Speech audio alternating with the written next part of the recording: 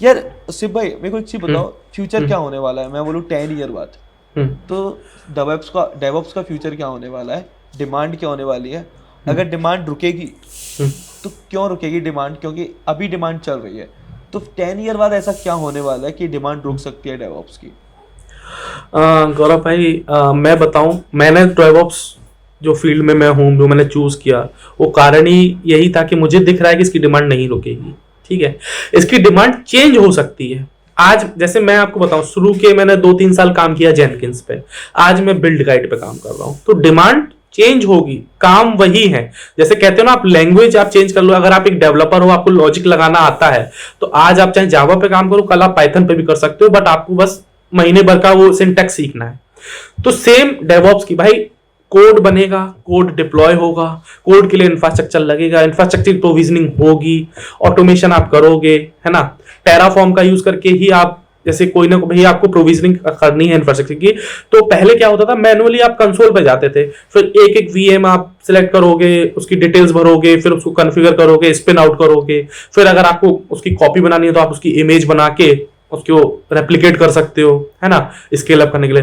But इस चीज को ऑटोमेट करने के लिए टेराफॉर्म आ गया। टेराफॉर्म ने क्या किया, बोले आपने कोड लिख रखा है, उसकी स्टेट फाइल में करंट स्टेट पहले से सेव है इंफ्रास्ट्रक्चर की, आपने जो मॉडिफिकेशन किए हैं वो उससे मैच कराएगा, बोले ये और मुझे बनाने हैं, तो जो एग्जिस्टिंग इंफ्रास्ट्रक्चर वो क्रिएट ऑलरेडी रहेगा, उसमें जो एडिशन आपने किए हैं वो ऐड हो जाएंगे, अगर डिलीशन किए तो कुछ डिलीट हो जाएगा। ठीक है, तो ये चीजें हैं। तो 10 साल बाद कहो, 5 साल बाद कहो, चाहे 15 साल बाद कहो, क्लाउड, और हाँ, डेवऑप्स का मैंने बताया ना, क्लाउड भी एक पार्ट है इसका। तो ऑब्वियसली बात है, क्लाउड आप खुद ही देख रहे हो, क्लाउड अपकमिंग ही है और बढ़ता ही जा रहा है, आगे आने वाले समय में कम नहीं होगा क्लाउड। तो जब क्लाउड पे आप काम कर रहे हो, टेराफॉर्म पे आप काम कर रहे हो, बिल्ड सर्वर्स पे काम कर रहे हो, CI/CD जितने भी हैं, तो फिर इसकी डिमांड मेरे हिसाब से तो नहीं रुकेगी, ना कम होगी, बढ़ती ही जाएगी उल्टा ये। बट एक हाँ, बेसिक लेवल पे आपको कोई ना कोई लैंग्वेज भी आनी चाहिए, क्योंकि जब आप ऑटोमेशन करते हो तो कई बार स्क्रिप्टिंग बहुत यूज होती है। ठीक है, तो स्क्रिप्टिंग चाहे आप पाइथन की करें, जैसे मेरा जो है वो पाइथन की है स्क्रिप्टिंग का। ठीक है, आती मुझे शेल स्क्रिप्ट भी है और यूनिक्स स्क्रिप्टिंग भी है, बट मैं उतना काम नहीं करता उस पर। मोस्टली मैंने अभी जो रिसेंट में काम किया वो पाइथन स्क्रिप्ट पर काम किया, तो मुझे उस लैंग्वेज की कहीं ना कहीं हल्की सी पकड़ है कि कल को मुझे लैंग्वेज का भी थोड़ा बहुत मॉडिफिकेशन कोड में करना है तो मैं कर सकूं।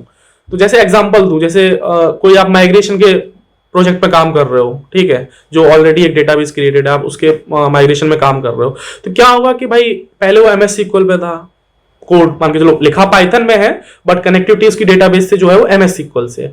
अब आपको कल को चेंज करना है कि पोस्टग्रेस में लेके जाना है, उसकी कनेक्टिविटी को चेंज करना है, तो डेवऑप्स वाला बंदा क्या करेगा ना, वो इंफ्रास्ट्रक्चर प्रोविजन करेगा पोस्टग्रेस से रिलेटेड, भाई पोस्टग्रेस DB बनाएगा, ठीक है, उसका स्कीमा बनाएगा, वो सारे काम करेगा। ठीक है, उसके बाद होने के लिए तो भाई आप एक डेटाबेस वाला बंदा लाओ, वो सारा काम करे। बट आजकल वही बात है ना, कंपनीज जो आजकल चाह रहे हैं ना, वो उनका ये है कि भाई एक बंदा जितने ज्यादा काम कर सके। ठीक है, ऑलरेडी आप इतने टूल्स के साथ खेल रहे हो, अब अगर एक नया टूल आ भी गया, आपका मैनेजर ले भी आया, तो आप कहोगे ठीक है भाई, एक हफ्ते की बात है, ला देखते हैं इसको भी। ठीक है, मैंने खुद किया है, जो चीजें मुझे नहीं आती थी, मैनेजर बोला इसको देख लो, क्योंकि डेवऑप्स वाले बंदे से ना फिर मैनेजर्स पूछना भी बंद कर देते, कर पाओगे, उसे पता है कर लेगा जब ये सब कुछ ही कर रहा है तो ये भी कर ही लेगा। बोले इसको, बोले यार ये रिक्वायरमेंट है शिव, इसको देख लो क्या कर सकते हो। करना पड़ता है, जब पैसे मिलते हैं अच्छे तो करना भी पड़ेगा।